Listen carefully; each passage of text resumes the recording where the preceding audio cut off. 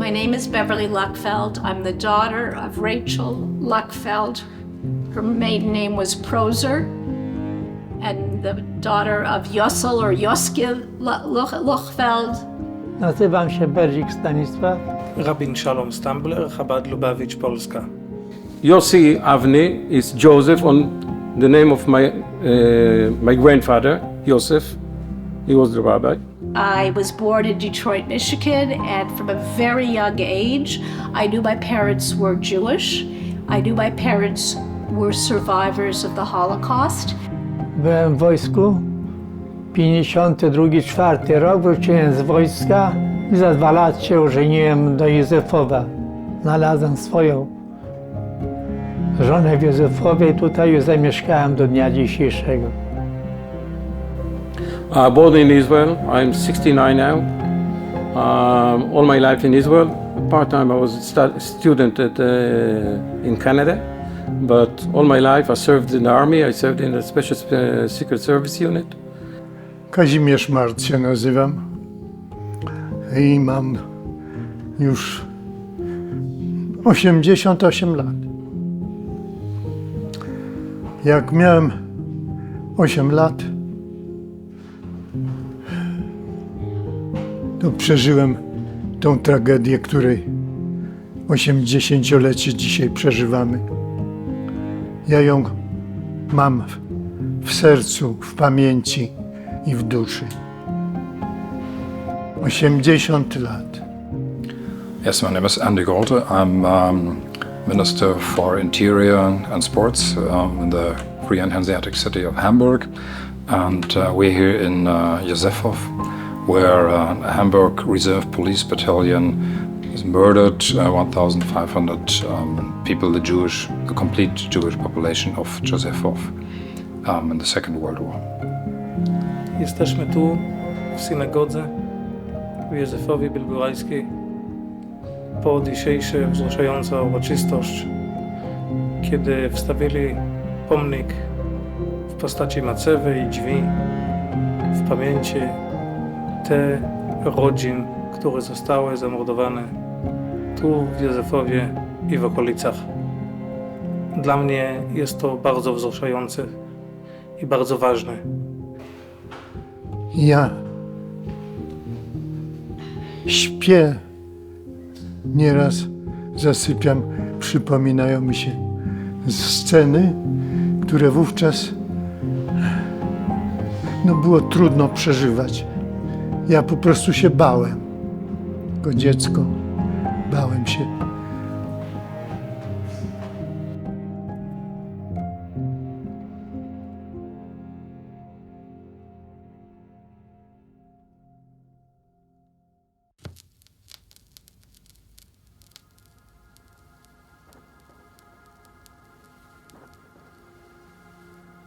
My father rarely spoke about the Holocaust. My mother had terrible nightmares. And as a child, I remember the nightmares. I remember her screaming in the middle of the night. And I'm talking about 4, 5, 6 years old. I remember her screaming. I remember her shouting the name of a man by the name of Sender Bronstein, who was her real love. She wanted to marry Sender. I hated Sender. I didn't know who he was, but I hated him from a very young age because every young woman or every child loves their father. Subsequently, I found out many years later, I went to Israel and somebody stopped me on the street and started saying Rechel. My mother's name was Rechel. Rechel, Rechel, Rechel. I didn't know who the man was. It was Sender Bronstein. And I looked like my mother. And I was so petrified because I didn't know anything about Sender Bronstein. And little by little, as the years passed, I was very interested in the war. I've done my graduate work on Józefów during the war. And I wanted to know from my parents everything. I was more with my parents' friends than I was with my own friends. I wanted to hear survivor stories. I wanted to know about Józefów, a little town in the middle of nowhere. I knew nothing about the massacre. All I knew was that they were hated because they were Jewish. The synagogue, it was a center of what? Of the Jewish community. Everywhere, by the way, if you know, if you look in the villages in Poland, you have the Rynek, it's the center. In one side, what we have? We have the synagogue. What do we have on the other side? The church. It's always like that. So the community was around here. Moim zdaniem współżycie tych dwóch społeczności było wzorowe. Było współpraca, było towarzyskie, nawet jakieś życie sąsiedzkie. Że sąsiadka ugotowała dobrą zupę i przyniosła. Poczęstować sąsiadkę.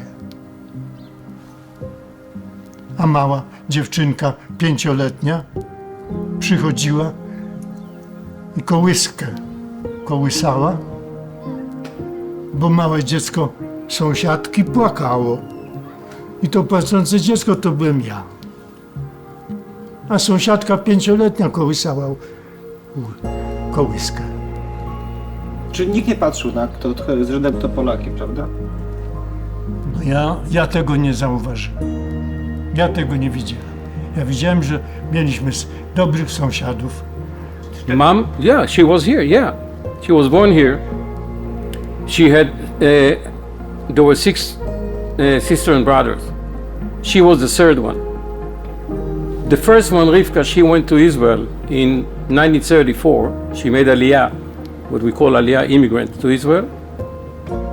And the story behind it, because my grandfather was a rabbi, and he was anti-Israel, anti-Zionist.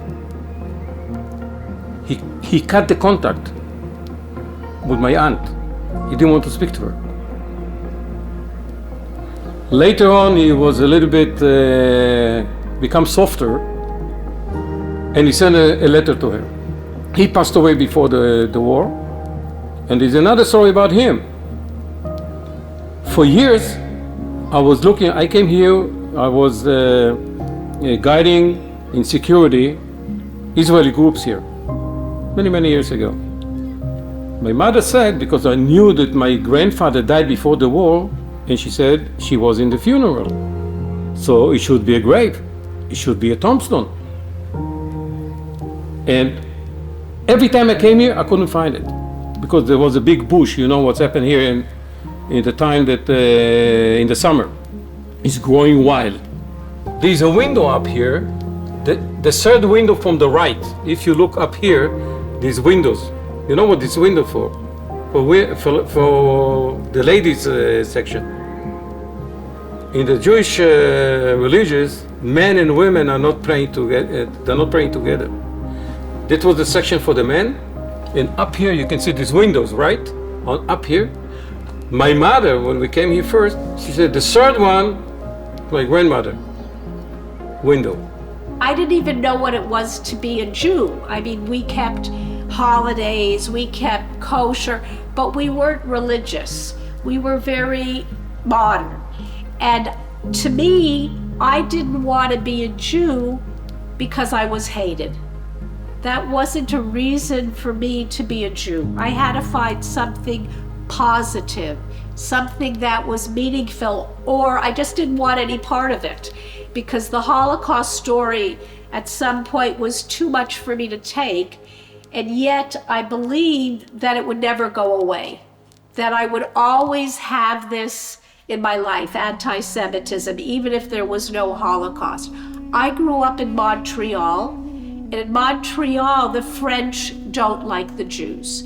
And I felt anti-Semitism my whole life. Jedno jest pewno, że Holokaust nas uczył, że nie ma gwarancji, nie ma oczywiste. Nawet rzeczy oczywiste nie są oczywiste. To też pomaga nam rozumieć, dlaczego w 10 przykazań Bóg nam nie opowiadał wielkie tajemnice magiczne, lecz powiedział o zakaz zamordowania. co chyba było oczywiste, ale nie. Bo tu jest taki Hitler w przeklętnej pamięci, który i cała grupa osób wykształconych, które uczyli ludzi nowe maniery i etyka, te same osoby wykonali to zbrodnie. To uczy nas, że nie ma gwarancji i nikt nie myśli, że skoro do tej pory on działał dobrze, to znaczy, że on nie robi błąd. Póki my żyjemy, możemy robić błędów i po to, żeby nie robić, musimy zachować pokorę wobec najwyższych, wobec innych osób i szanować każdego, jak on jest. This is what I want to tell you the story, because when my mother came in 88, she didn't know nothing about what's happened with the community. Nothing came to Israel. All the information didn't come to Israel. So she came here. There's a monument from 75 on the side of the road. And she went over there. And then an old man from Yosefov came to my mother and said, "Are you from here? Yeah? I know what's happened here." And she said, "What happened here?" He said, "Come, I'll show you." He took her to the mass grave. He said, "What I did here, I covered the bodies." And this was the first time that my mother heard about the massacre that happened in Yosefov. Now, almost for sure, for 100%, I'm going to tell you, two of my mother, one brother and one sister, are in the pits over there. How could I know it? Because in at the end of 41, my mother got a card with somebody from Yosefov. I think it's a friend or somebody close to the family. And she wrote her that her brother and sister in the house. Because my grandmother passed away a few months before that. So they took them. So since then we know that about the story about the massacre. In 92, I came here the first time with my 3 cousins and my sister-in-law. And I remember one of my cousins said on the way from Zamość over here, "Yossi, we're going home." I said, "What home?" Yosefov. And I started in 92 because I was here the first time to go deeper into the story. Now, at the age of 28, I told my parents I'm going to visit Yosefov. And they didn't want me to go. They thought I was crazy. And no one wanted to go with me. When I came here, there were no toilets. I was the first, there were no cars in the whole town. Everyone looked at me, who's coming to Yosefov? Why would somebody come here? You know, there was no place to sleep like this. And at that time, I forced my parents, before I came, to make the map, and to tell me where they lived.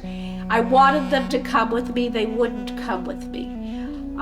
But little by little, because I made the map and they told me about the people, I learned the stories of their life. And the story as Battalion 101 came here in the morning of July 13th, 42, pick up all the people from the houses. There were some Poles who helped them. We know it. I didn't mention anywhere. Maybe you got it here too. But they took them out, they put them on the trucks, and they moved them to the forest. Sznur prowadzonych na śmierć ulicą. To była procesja, to nie był sznur, to był tłum, który był prowadzony ulicą pod moimi oknami mojego domu przy ulicy. Tak się złożyło, że ten dom stoi tuż przy ulicy. Przez okna mogłem podglądać, ale mama mi nie pozwalała, odpędzała nas, ale staraliśmy się. To było nie do wytrzymania, żeby nie patrzeć jak strasznie cierpią ci ludzie prowadzeni. To był jeden wielki płacz i krzyk. Jęk bólu, rozpaczy prowadzonych na śmierć.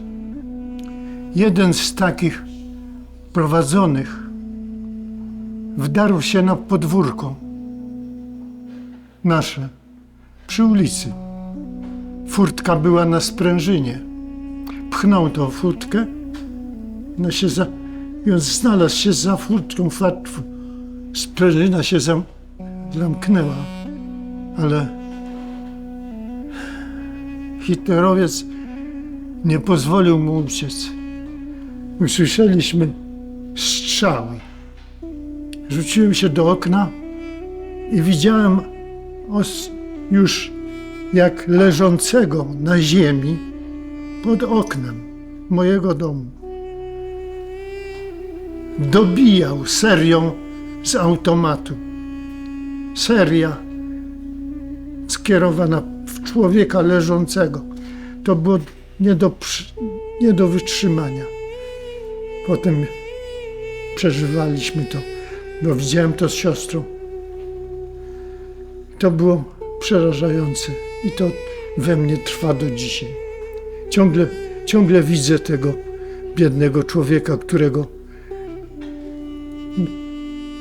roztrzaskiwał kulami. To była broń maszynowa. To była jedna czy dwie nawet serie skierowane w człowieka leżącego na ziemi. Ja to widziałem. Ja to przeżywam do dzisiaj.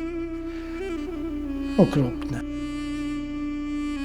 In the forest, I don't know if you know all the story, but they were the soldiers. The Battalion 101, they were older people, 30 and older. They got what to do from the doctor of the battalion. He told them what to shoot. He told them, put him on the floor, shoot him in the back of your neck, and that will kill them. And they missed. The time that they missed the shooting, and the people didn't die immediately. You can see all the testimony. They have testimony of the German police that said it was horrified about what happened. Some of them couldn't stand it anymore and they left. Some of them from the beginning didn't want to do it. It's not our job. So they took all the people, young, children, women, men, on the truck into the pit. There were some of them that they didn't take them on the truck, they killed them right here. To mordowanie Józefowa to było słychać w naszej miejscowości.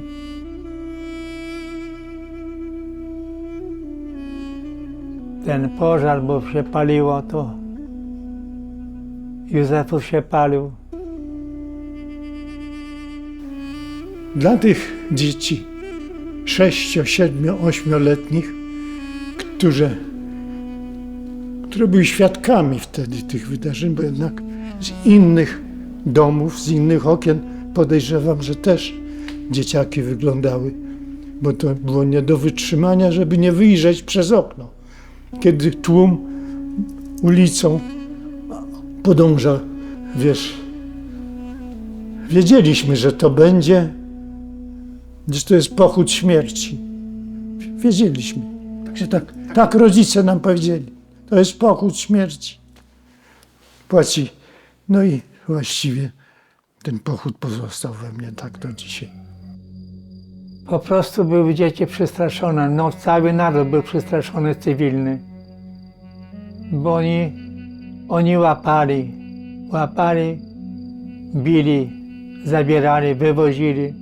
My mother would always tell me this story that they came, the Gestapo, on Tammuz, the 28th, which is in 2 weeks.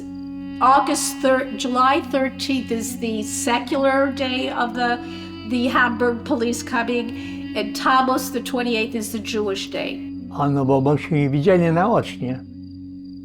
Tak, bo tu jakieś 500 metrów od tam cośmy byli od wioski. To było tak. Krowy pasłyśmy na polu i jak raz wojsko szło do nas, w tę stronę. A myśmy zobaczyli z daleka, że idą Niemcy, taką tarierę, jak widziałem, i w kierunku nas szli. Myśmy krowy nawrócili i biegiem lecieliśmy tymi krowami jak najszybciej do wioski. Ale już z wioski ludzie zauważyli, że coś się dzieje, bo my uciekamy szybciej z krowami. No i te ludzie szybko się, kto mógł, to schował jeszcze, zdążył się schować, a kto się nie zdążył schować, to były zabrane. Niemcy zabrały. And she said they came early in the morning, and her mother had asked a butcher to build a double wall in her house. Her house doesn't stand anymore. It's bombed. I can show you on the map where it is. And they built her a double wall to hide the leather from the Galotchen, and to hide any money, and to hide people.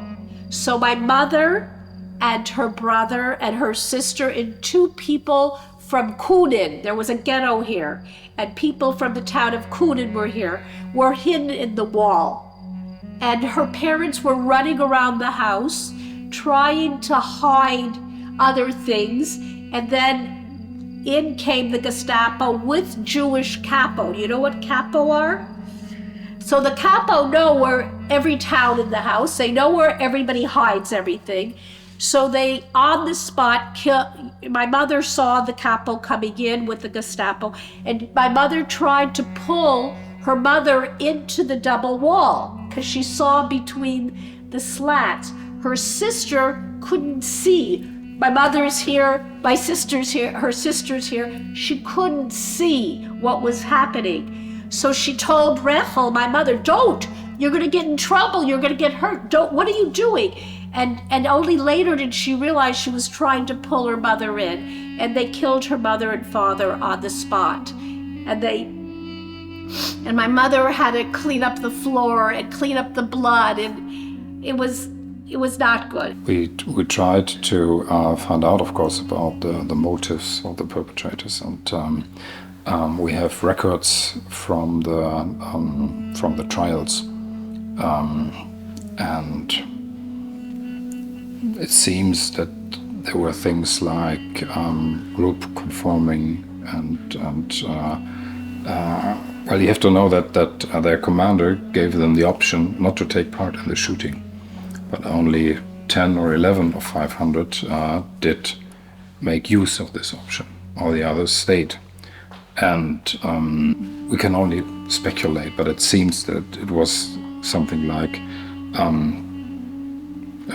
comradeship with all the others, and they knew, of course, the general orders, and that they had to do that, and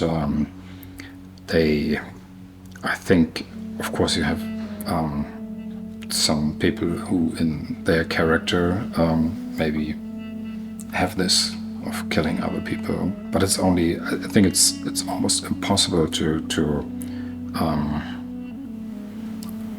take the perspective of those who were involved there. You can only guess what may have played a role. About the 1,500 people who went to death. They sent them to the pits. Is it because they were Jews? Just because they were Jews. And they didn't kill anybody else here unless they were cooperate with the Jews. I mean the German. Otherwise they didn't touch the Poles. They didn't touch them.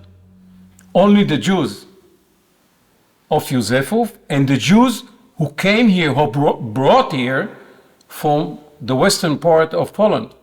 Because the German wanted to clear the west part of Poland to bring German into this area.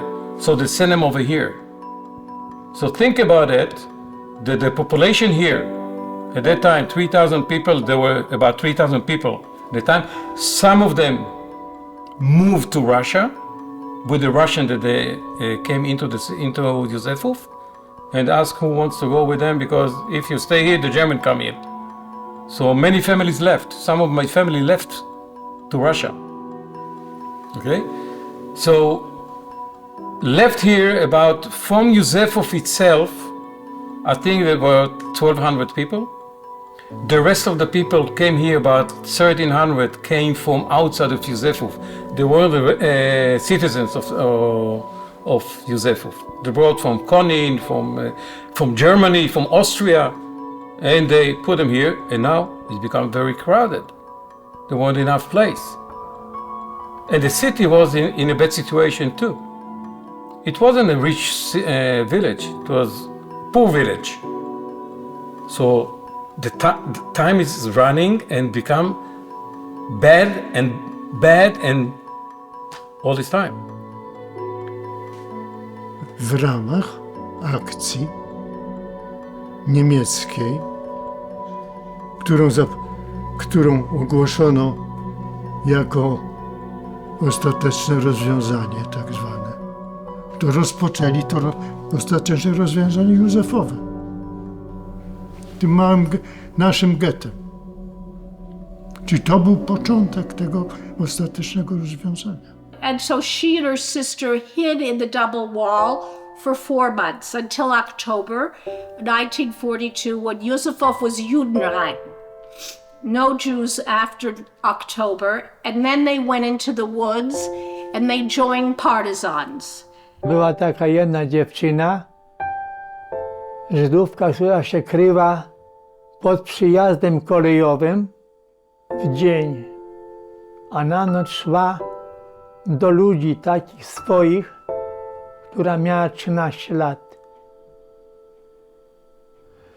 To szła do takich ludzi znajomych, po prostu bali się trzymać w domu, ale jeść tam tu wrzucali, no ale ona się na noc przychodziła do obory, tam gdzie krowy stały, świnki, koniki, tam było trochę ciepło dla niej, tam znalazła ciepło. No i to było tak dłuższy czas, a później już tak się to pojawiło, także ludzie się litowali na nią, to tak Gontarz taki się nazywał, gospodarz, to tam u niego się przechowywała też, ale też to było tylko w chlewie, ale było ciepły chleb, tam podnosili jej jedzenie już. No i tam się przechowała jakiś czas. My parents' story is very different. My father is 13 years older than my mother. He had a wife by the name of Nesha Listenberg, and he had 2 little girls. When I was 9 years old, my father said to me, "You're going to have a daughter by the name of Italea." And I said to my father, "I'm not having a girl by the name of Italea. That's an old-fashioned name. I don't want it." He said, "No, you're having a daughter by the name of Italea." I said, "Daddy, why?" This is the only thing he ever shared. My mother's name was Italea. She died when I was 12 years old. And I miss her very, very much. And I had a daughter by the name of Italea. And she died in the war. She was hidden in a peasant's farm near here. She was only 4 years old, and she had a cough. And she was coughing and coughing, and her mother, Nesha, was afraid that the peasant would give her in because she was making too much noise. And the Jews were not, the Gentiles, the non-Jewish people were not permitted to protect the Jews. They were killed. And if they gave in a Jew, they got a kilo of sugar. So a kilo of sugar was a lot because there was no food in Yusefov. People were very sick in Yusefov. It was a very bad time. So she gave herself and Italea to the Gestapo, and they killed them over here in the mass grave. They killed him here. And he had another little daughter by the name of Minke, who was hurt in the Tartak. There's a mill, a wood mill nearby. They had what they called an ablava. I don't know what the name is. Ablava. It's a roundup, and she was hurt, and she couldn't find her mother or father. She's 7 years old, and she couldn't find her mother or father, and she was so petrified. She also gave herself over to the Gestapo, and they killed her and brought her to the mass grave. So that's my first story at 9 years old, that I'm going to have a daughter by the name of Italea, because he lost his mother and he lost his daughter. And that's the only story he told me until he was maybe 80 years old. To jeszcze ją złapali, później się chowała w zbożu. To było lato już, to było przed żniwy jakieś. Nie wiem, miesiąc do żniw jeszcze był albo coś. I z Majdanu szła i schowała się w żyto. I w tym życie 2 Niemców zauważyło ślady w tym życie i poszli tam w to miejsce i znaleźli ją. I jak ją złapali, to krzyczała: Jezu Matko Boska, ratuj mnie. Jezu Matko Boska, ratuj. I tak cały czas. To było od Józefowa jakieś pół kilometra mogło być. I tak cały czas. I jeden z Niemców powiedział, tak ona mnie mówiła, ta dziewczyna później. Ja tego nie słyszałem, tylko ona tak mówiła mi. Że Jezu Matko Boska, ratuj mnie. A jeden z Niemców powiedział, że jest Polnyś. I kazali jej iść. Bo ona mnie tak mówiła, że kazali mi iść. I ona mówi, jak ja idę, to Pan mnie będą strzelać we mnie, ale mówi, krzyczę: Jezu Matko Boska, ratuj mnie. I doszłam do cmentarza, ta Niemcy poszli w inny kierunek, ja się obejrzałam, to tych Niemców już nie widziałam.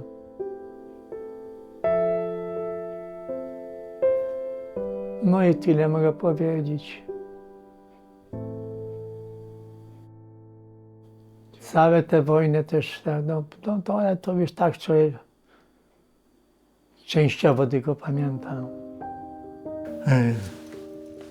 Ja miałem, panu powiedziałem, już 8 lat, a jak miałem 10 lat, to już się wojna skończyła i już wtedy rozumiałem więcej, bo widziałem działania okupacyjne Armii Podziemnej.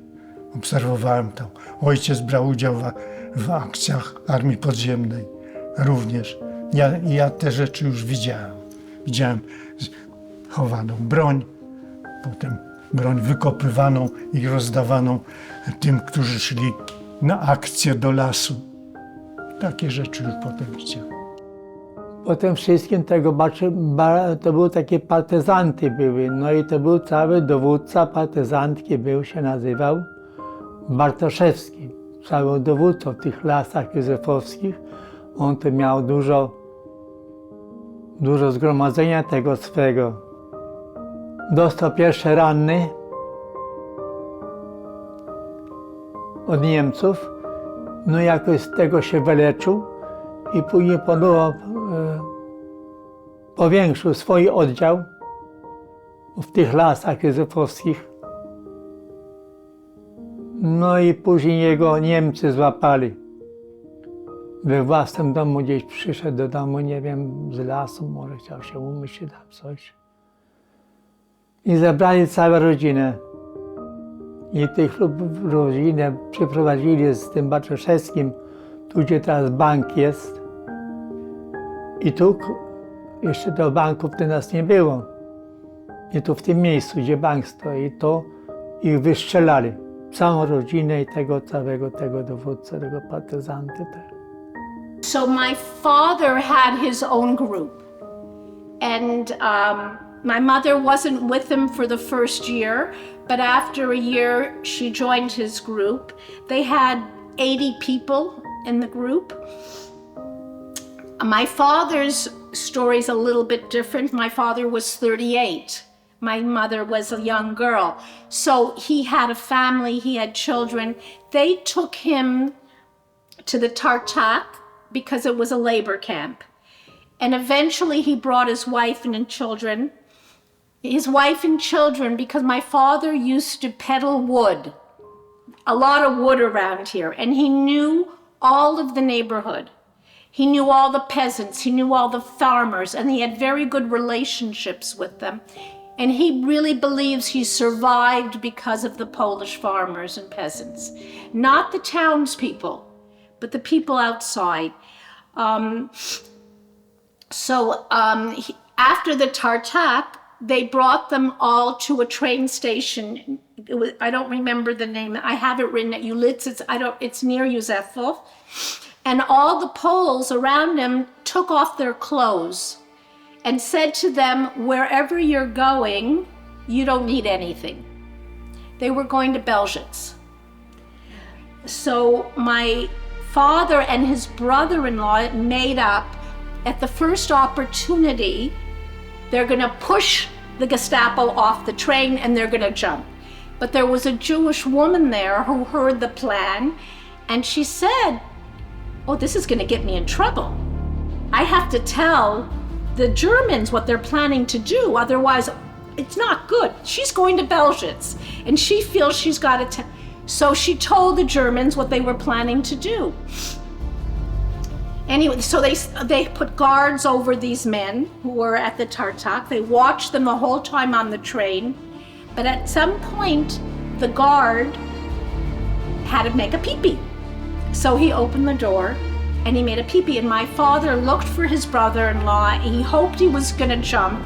My father pushed the guard, and he was naked. He's naked because they took all of his clothes. And he pushed the guard, he jumped the train, and he didn't wake up for, 20 minutes, 30 minutes, and then he took the gun from the guard. I don't know why he didn't take his clothing. He should have taken, he was so cold, he was so wet, he didn't know where, but the good thing was he knew where he was, because he knew the woods like the back of his hand. The woods were his friends. He knew where to hide, he knew how to go underground, he knew how to build a bunker. And so he started walking, and it was the middle of the day, and it was raining, and it was cold. Ten czas to było groźno, tak, to było zimowa pora, pamiętam. Niemcy napadli na wioskę i tam jechali piesze końmi i kogo zauważyli, to strzelali. To kilka osób. Burda taki był zabity, Boczkowski był zabity. And he approached the homes of the peasants, and the wives were at home, and they were very afraid to let him, and he's wearing a t-shirt and a pair of underwear, so they're even more afraid to let him in. And he has, finally one woman, very afraid, lets him in, washes his clothes, gives him food, and says, listen, you've got to leave. You've just got to leave. But the person, her husband, comes in and says, whatever you need. He walks him out, he says, whatever you need, whenever you need me, come to me, turn to me, I will help you. And go to the forester. You know what a forester is? Someone who takes care of the forest. He's going to help you. He's going to tell you where there are Jews, where there are partisans, where you can go, where you can have shelter. So this forester gave him a coat, gave him a pair of shoes, and he said to the guy, I'll bring it back tomorrow. But tomorrow he said to himself, am I crazy? Why am I going to give it back to him? I need it. I need to survive. After the war, I'll give him anything he wants, but I'm going to keep the coat and the shoes. And then eventually he met up with Jews. It's a very long story until he formed a group of 80 people. In the group, there were the people who were fighters, the men who really blew up train stations, who, attacked certain places. They were the army. There was like maybe 8 or 9 men. Then there was my father's was in charge of the whole group, but he really was in charge of getting the food and protecting the Jews. And one of the best things about my father's history is he had gone to the Polish army. Very few Jews went to the Polish army. When he was in the army, somebody called him a dirty Žid. And so he hit him over the head with a bayonet. And they didn't, what they did is they took him off the field and they put him in the kitchen. So he knew how to make food for hundreds of people. And that came in so handy when he was in charge of 80 people in the woods. He knew which farmers to go to, which farmers he could trade with, which places he had to steal a chicken, how much food he needed. And he organized the women to cook. And they had a table in the middle of the forest, and there was always food on the table. No one ate, no one sat down to eat, but people would come and take food and then run off to their places. And at night, they had a big bonfire, and they would sing, and they would dance. They said that at night, their life was free. At night, they were happy, because no one came out at night, you know, they couldn't see them. And my mother's sister, her name was Goldie, there was a blava, a roundup in the woods, and she was shot. And my mother thought, because she was lying on her sister, that she was shot. She had blood all over herself. So she got up and she started running, not realizing that her sister wasn't moving. And she asked a man to go back and find her sister. He never went. And she never told me till she was maybe 80 that she held herself responsible because she didn't go back to find Goldie. And Goldie maybe just had a wound on her arm, maybe on her leg, but she died alone in the forest in pain, and that must have been for a day or 2 or 3 or 4 days or maybe a week. And she felt so bad that she never went back to even bury her. She held herself completely responsible. No a później takie drugie zdarzenie, że Niemcy przyjechały po pewnym czasie do Stanisławowa i tam było kilka rodzin żydowskich. I to było rankiem. I tych Żydów wyłapali wszystkich, wyprowadzili do lasku, obkrążyły ich i dali mu patę, żeby kopały dół. A myśmy jako takie chłopaki mieli tam po te 7 czy 8 lat, tak ponad wioską, to od wioski mogło być jakieś 500 metrów. I kopały ten dół. I później tylko obstawili ich tam jakoś szeregowo, tak? Na tym nowym. No i słyszeliśmy strzały z broni maszynowej. No i to było tak w 2 miejscach między Stanisławowem a tymi górnikami. Around the liberation came in 1944 to this part, and my father said they were so ecstatic, but the Russian partisans made the men who were in charge of fighting join them. And they didn't want to join. They never trusted the Polish partisans, they never trusted the Russian. All they would do was take their guns. They had something that was called a papashi. I don't know what it is. It's probably, it's one that, and they took it from, the Russians took it from them and gave them old guns. So like 4 months before liberation, they took 4 young men to fight with them against the Germans. They said, now is our opportunity for revenge. They're weak. We can fight them. And they put these 4 men in front. They wanted them to kill the Jews first before they killed the Russians. And these men who made it through the whole war, who lived underground, who fought, they died and they didn't survive. And my father felt absolutely horrible. Samoloty nalecieli i bombardowali cały rynek, tu gdzie bank teraz jest, tu po kolei to były same gruzy po wyzwoleniu. Leśna ulica była spalona. Nawet synagoga to była tak zbita, tylko część murów zostało. And then with liberation, they lived in many towns. And then they went to Bergen-Belsen, which was a DP camp. And the only way to make a living was the black market. No one had jobs, no one had a skill. Yusufov had, you were either a shoemaker or you peddled wood there weren't educated people in Yusufov. Most of the men never went to school. The women maybe went to gymnasia. They went to Jewish school and they learned Jewish holidays. So my father was very involved in the black market and he made money. And he sent to Israel a fridge and he sent to Israel a piano.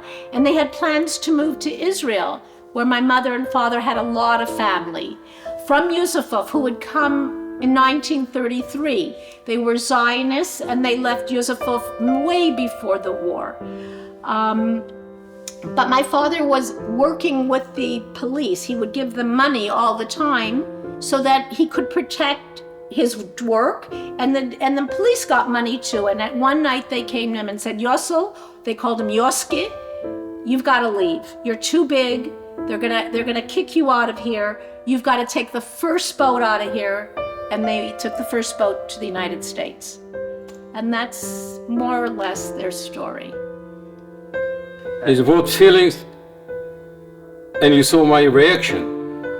If you were there. Now too, see?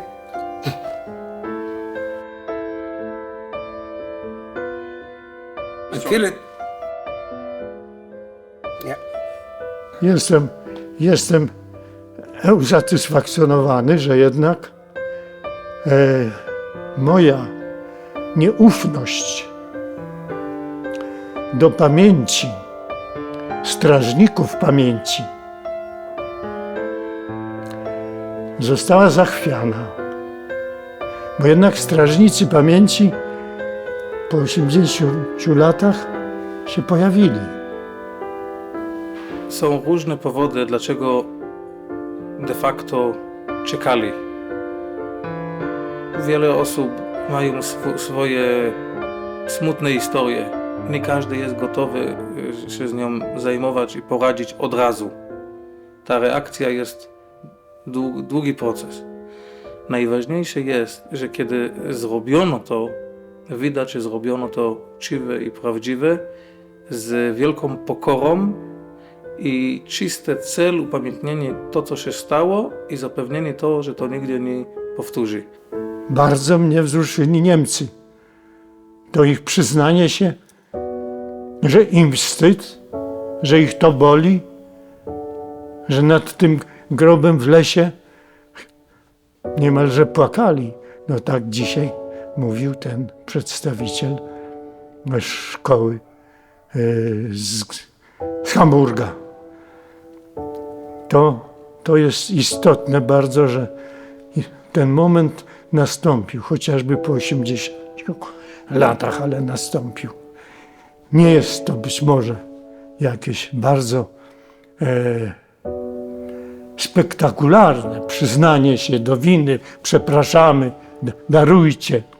Nie, tego nie było. To było w umiarkowany sposób powiedziane, ale powiedziane. I dobrze, że to do tego doszło. It's a message, signal I wanted to give, that we as the government of Hamburg, but also the people of Hamburg, this is not for us. It's not a formal obligation to say that this is important. It really matters to us. So for the anniversary, we had media coverage in the newspapers and in the TV and radio stations, and many people in Hamburg know what happened. It is maybe the biggest part of the Holocaust, which was done with a Hamburg sign on it, with a Hamburg label on it. So it is important, and it changes your perspective on things if it's not something you read in the book, but you see this was not just some Nazis doing things, but it were people from Hamburg, and they were doing it in the name and with a police battalion, reserve police battalion from Hamburg. So you feel a direct connection. Listen to the story. My mother was born here in 1922. And actually, we got a certificate later, she was 1921. So she was 1 year older. Anyway, she was born here and she left here when she was 17.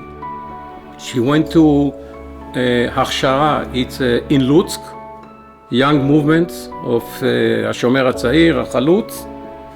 They prepared them to go to Israel. And the war started when she was there.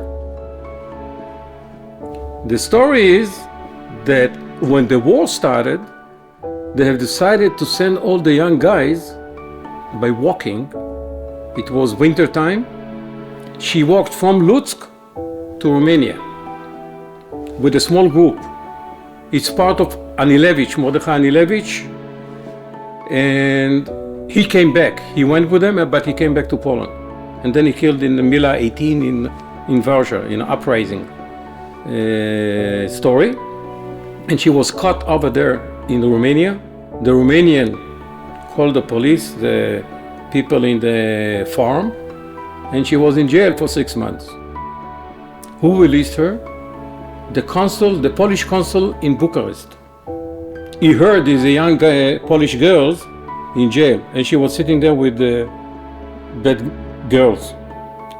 I'm not going to say more than that. And then she was released, and then she went to Israel. 50 years later, she came here for the first time, after 50 years. And this is another amazing story. She came here, I wasn't allowed to come here. She came with my brother, and she came with my cousin, not from the Maimon, from the Zilberstein. And she remembered, she said, the cemetery. They came with a car with the driver from Warsaw, so directed to the cemetery. When they arrived at the cemetery, she looked back and she saw the roof of this building. Hey, this is the synagogue. Next to the synagogue, it was their house. The front door, about 50 meters from here, straight ahead was the house.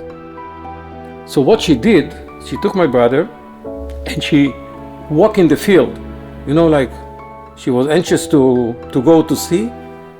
By passing one of the houses here, somebody called her by name. 50 years, she's still living here. Maybe she knows this lady, Kristina Gontach. She called her. After 50 years. 50 years, even more than that, this Kristina called her Chavkush. My mother turned back and she saw Kristina, a friend from the past. Since then they were friends. I was wishing her to come. I think she's 90, she should be now like 98. She's still living here. And I was in touch with her all this time. Ja mieszkam w Polsce od 17 lat. Dla mnie z jednej strony tego rodzaju uroczystości nie są nowe. Jestem świadkiem tym, że w różnych miejscach, dużych i małych, są osoby, które dbają o pamięcie, ci, którzy tu mieszkali, ci, którzy stąd odeszli niepotrzebnie i niewłaściwie. Z drugiej strony zawsze jest to wzruszające i wywołujące nadziei, że mamy partnerów do prawdziwego dialogu. It brings a very direct relation to history and to the past, and a direct responsibility, of course. And it led to a very strong engagement and commitment of the Hamburg police, setting up or taking part of setting a memorial stone here, and we're bringing young police officers and students each year here, and we are using it as a source of power to strengthen our modern police force to be resistant and immune against all types of hatred, of anti-Semitism, of racism, of discrimination, of totalitarianism and inhumanity. And we cannot bring back the dead, but we can do a lot to protect the living, no matter what descent, what color, what background, what culture, what religion. And yeah, I think that's the important thing we have to do. And personally, coming here and being confronted with what happened here is a very striking feeling that's like history grasps you and holds you, and you like feel it, and it's all of a sudden it's there, it's present, and you're imagining how this was done, and that they were walking on doing the same steps through the woods as you are doing now, and it's a very direct and immediate feeling of horror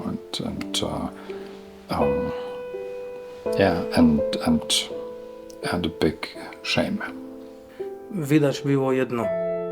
Wiele osób i różne organizacje, ale wszystkim zależało upamiętnić w sposób honorowy ci, którzy odeszli ze względu na nienawiść. Czysta nienawiść, bez żadna przyczyna. Ci, którzy zapomnieli, że każdy człowiek został stworzony na podobieństwo najwyższe.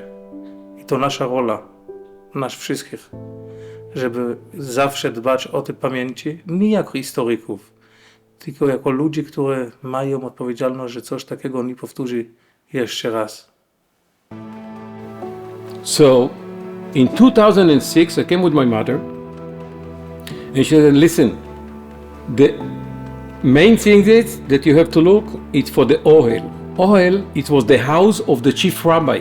The chief rabbi in every village, it wasn't a tombstone, sorry, it was kind of a building that the tombstone, the grave was inside.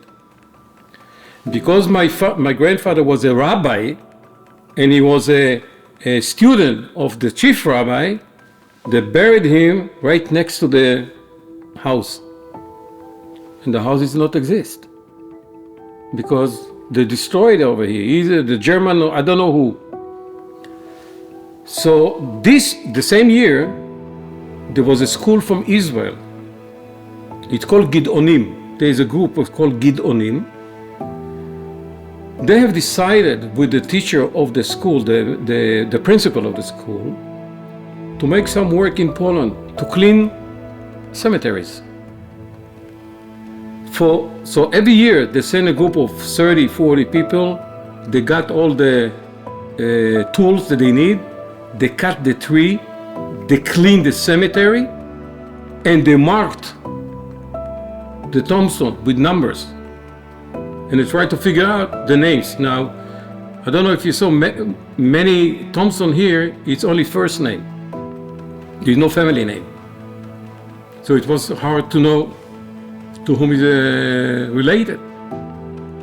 So I came in 2006 after this cleaning area, and I was looking, and then I found the foundation of the house. Something left like 20 centimeters. I said, oh, it's here. And then I cleaned around this, and I found my grandfather's tombstone. Have you been to the cemetery here? This is the only tombstone that it's not standing. It's in an angle like that, lying on the like a bench. Why? Because it was broke in 3 pieces, so I couldn't make it up, standing up again. And somebody when he comes here, they think the first picture they take this one because it looked different than others. Nazywam się Henryk Paweł Byra. Jestem prezesem zarządu Stowarzyszenia Wychowanków Liceum Ogólnokształcącego w Józefowie. Takie liceum istniało 75 lat. No niestety demografia robi swoje, już w tej chwili nie ma liceum, ale skończyło tę szkołę ponad 3,5 tysiąca uczniów, maturzystów. I my mamy taką organizację, utrzymujemy więzi, ale mamy też w naszym statucie zapisane upamiętnienie historii Zamojszczyzny i mieszkańców Józefowa. I właśnie 10 lat temu powstał pomysł, żeby upamiętnić wszystkich mieszkańców Józefowa. Dlatego, że miejscowość ta przeżyła bardzo ciężko wojnę i okupację. Zginęło wiele mieszkańców i na wojnach, i w obozach, i w różnych okolicznościach, w bitwach partyzanckich. Więc musieliśmy zająć się stworzeniem listy tych osób, które zginęły. W pierwszej kolejności udało nam się stworzyć listę Polaków. To było 420 osób. Ponieważ przy kościele kiedyś Niemcy chcieli rozstrzelać Polaków, w tym miejscu postanowiliśmy, że zostaną założone tablice z nazwiskami tych mieszkańców. Ale nie wiedzieliśmy, ilu mieszkańców, jak się nazywali, pochodzenia żydowskiego zginęło. Wiedzieliśmy, że w Józefowie przed wojną mieszkało bardzo dużo Żydów, prawie 80%, więc chodziło o to, żeby stworzyć tę listę. I wtedy powstała myśl, żeby dotrzeć do różnych źródeł i niezależnie od tego, że Polacy są upamiętnieni tam na tych tablicach przy murze kościelnym, żeby również upamiętnić mieszkańców pochodzenia żydowskiego. Więc sięgaliśmy do różnych źródeł, pisaliśmy do Izraela, szukaliśmy w internecie. Bardzo nam pomógł profesor Adam Kopciowski z Uniwersytetu Marii Curie Skłodowskiej. Również Yossi Awni, potomek Żydów z rodziny Majmund z Józefowa. I stworzyliśmy listę 913 osób, które mieszkały w Józefowie i które tutaj zginęły. I feel obligation to keep the memory of the Jewish community of Józefów. And that's what I'm doing for years. A równocześnie szukaliśmy wsparcia organizacyjnego, finansowego i tutaj z pomocą nam przyszło Muzeum Getta Warszawskiego. Okazało się, że mają gotowy projekt innego pomnika, właśnie pomnika Macewa Pamięci autorstwa pana Jerzego Kaliny i chcieliby, żeby ten pomnik gdzieś zaistniał. I dlatego, pomimo że są Muzeum Getta Warszawskiego, rozszerzyli swoją działalność na Józefów. I wtedy powstała myśl, że będzie pomnik, ale też i będzie tablica, bo potomkowie bardzo chcieliby, żeby ta tablica z nazwiskami powstała, żeby te ofiary nie były bezimienne. Bo jak ktoś przyjeżdża do Józefowa, no to zginęło 2,5 tysiąca Żydów. Jakich Żydów? To są liczby, ale jak jest nazwisko, prawda, to od razu przez to nazwisko wyobrażamy sobie człowieka, że to byli dzieci, że to byli ludzie w sile wieku, że to byli starcy. I to ma inny wydźwięk. Dlatego nam bardzo zależało, żeby powstała tablica z nazwiskami. No i udało nam się to zrobić. Jest na tablicy 154 nazwisk. Także ta realizacja przeciągnęła się aż do 10 lat. Ja sobie przypominałem, jak mój tata kilkanaście lat temu, jeszcze jak żył, z grupą byłych partyzantów, upamiętniał różne miejsca tutaj w okolicy, stawiając takie kamienne obeliski, bo są tutaj kamieniołomy. I między innymi zapamiętałem sobie, że jeden z takich kamieni stanął przy Winiarczykowej Górze, dlatego, że tata powiedział, że tam po prostu mieszkańcy żydowscy zostali straceni. I to było takie też ambicjonalne, że jak jestem z Józefowa, przecież ci ludzie tu mieszkali ponad 200 lat, to powinien być jakiś namacalny ślad, bo owszem, jest cmentarz, jest synagoga, ale tablica z nazwiskami, ale pomnik, to każdemu, kto tutaj przyjedzie, od razu jego wyobraźnia się budzi i sobie przedstawia, że tak, aha, tu mieszkali tacy ludzie. I niestety los ich był tragiczny. To mnie tak w jakiś sposób dopingowało, a poza tym muszę powiedzieć, że tutaj są w Józefowie 3 organizacje kombatanckie i te organizacje, działacze tych organizacji też udzielili poparcia. Jest organizacja byłych partyzantów Armii Krajowej, jest organizacja, którzy byli prześladowani i jest organizacja Osuchy 44. I wszyscy oni też bardzo mnie wspomagali. I feel that I have to do something for my mother. You see, I'm not doing it for my father, because my father didn't want to speak about it. My mother spoke about it. And if you know, there are a lot of delegations from Israel, schools coming, traveling.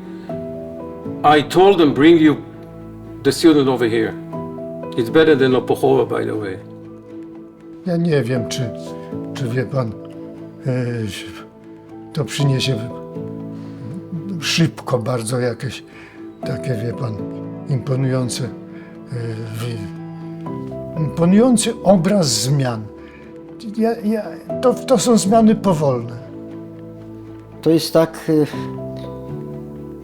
jakby człowiek chciał rzeczywiście coś osiągnąć ważnego w życiu i to mu się uda.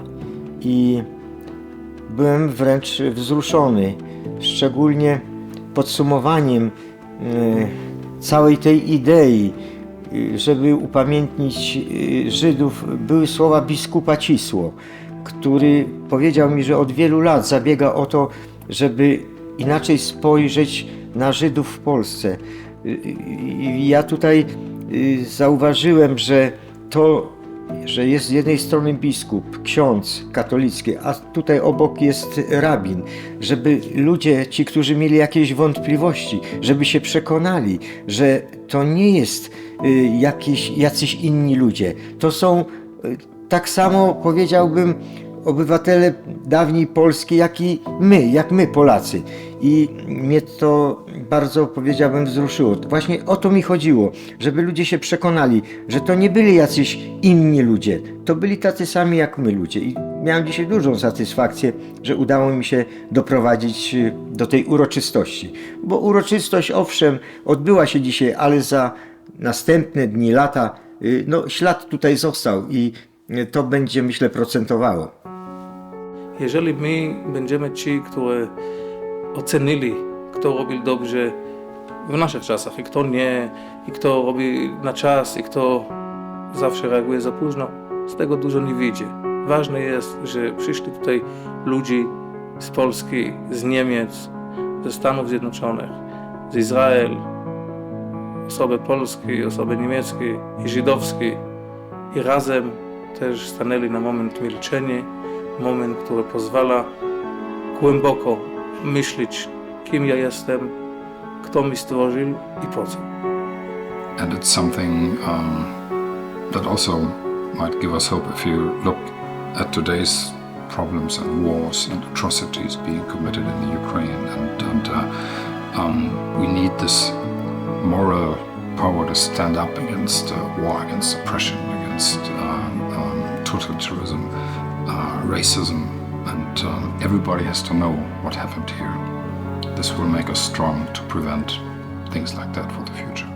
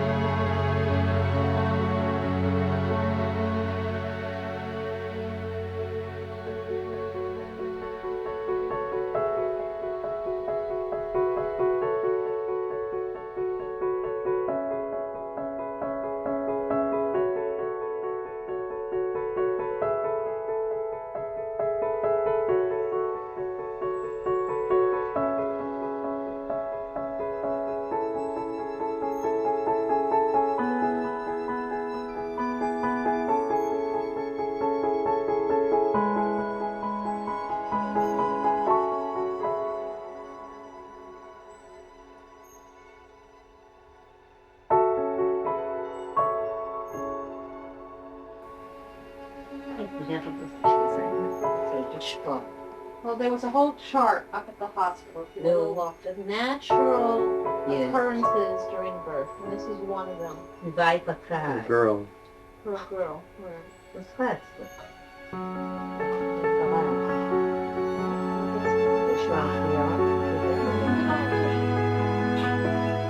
You like it? You like it, the right doctor? You didn't say I'm wrong. do you remember? The subtitle of this video, T&A.